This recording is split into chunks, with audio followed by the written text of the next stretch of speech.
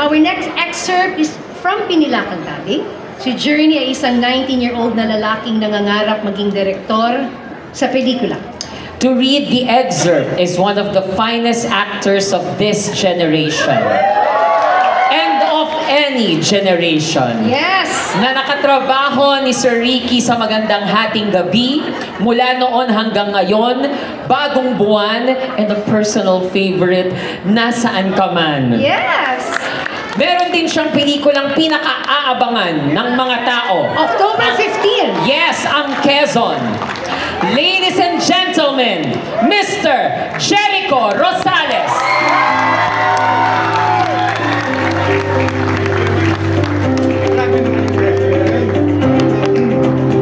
Hello, good afternoon everybody.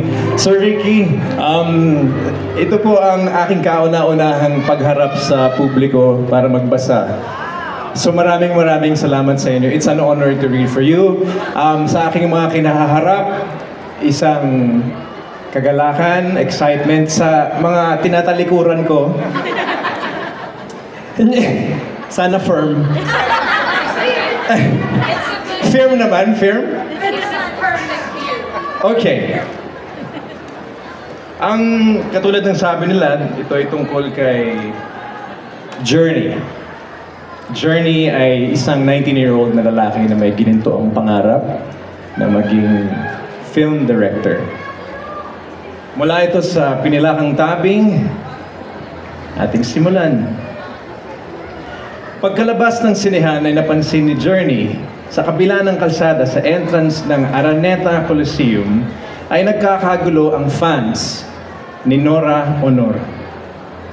Papasok na sana si Nora pero gusto ng fans na magpa-picture. Humalik sa pisngi ng kanilang idolo, umakayakap man lang. Napanood niya ang mga pelikulang Himala at Andrea, Paano Ba Maging Ina? Alam din niya ang mga bali-balita tungkol kay Nora na minsan daw 3 bus ng mga tagahanga mula probinsya ang dumating. Pero pagod sa shooting at natutulog pa si Nora. Pinayagan na lang ng kanyang ina na pumila ang mga tagahanga at isa-isang tumingin o humawak sa natutulog pa ring idolo. Gusto ni Journey si Nora. Gusto rin niya si Vilma Santos. Hindi siya gaya ng ibang nakikipag-away dahil Noranian o Vilmanian siya. Halos makipagpatayan para sa isang maitim at isang maputing idolo. Di nakikita kagaya sa isang black and white na pelikula. Parehong kailangan ng dalawa. Lalo na yung bagsak ang industriya. Dati-rati ay mahigit 200 pelikula ang ginagawa taon-taon. Ngayon, wala pang 100 ang naipapalabas bawat isang taon. Naalala ni Journey ang isang bagay na matagal niyang hindi niya na ginagawa. Noong 16 na taong gulang siya at nagsisimula pa lang mangarap maging direktor, may ugali siyang pinagdidikit ang mga hinlalaki at hintuturo ng 2 kamay upang bumuo ng frame na parang lente ng camera. Sinubukan niya ngayong pagmasdan sa loob ng frame ang mga fans ni Nora na nagkakagulo sa harap ng Araneta Coliseum. Inimagine niyang nagko-close up siya dito. Pumasok sa Araneta si Nora at naiwan ang mga fans sa labas. Mula kina Nora, ibinalang ni Journey ang kanyang frame papunta sa kalsada. Hanggang sa mahagip nito ang isang paparating na motorcycle. Parang eksena sa action movie, naisip niya. Nagpan siya kasabay ng motor.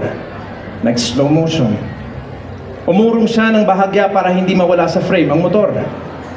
Kailangang huwag ma-defocus. Nawala na ang mga ingay sa palibot at ang totoo na lang para sa kanya ay ang tunog ng papalapit na motor. At ang nananabik na pintig ng kanyang nagdidirect na puso. Nakalapit na ang motor.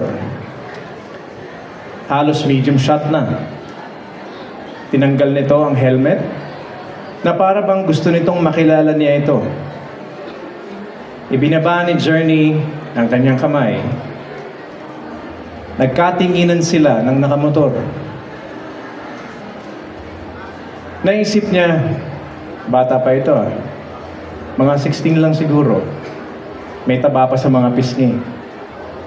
May maliit na pouch sa bewang at baril. Napakanot ng si Journey. Bakit ito may baril?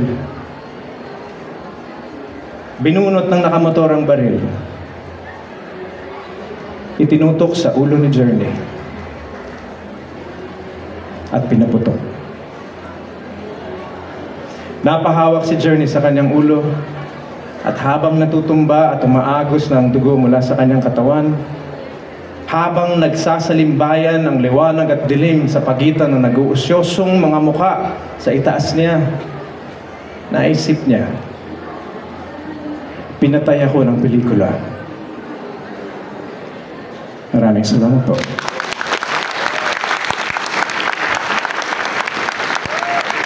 Yes, bravo MLQ!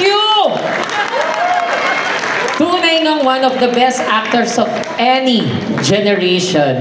Ladies and gentlemen, again, Mr. Jericho Rosales. Uy, ano ka ba? Ni-reveal naman natin agad. Ano ka ba? Ano ka ba? Ano ka ba?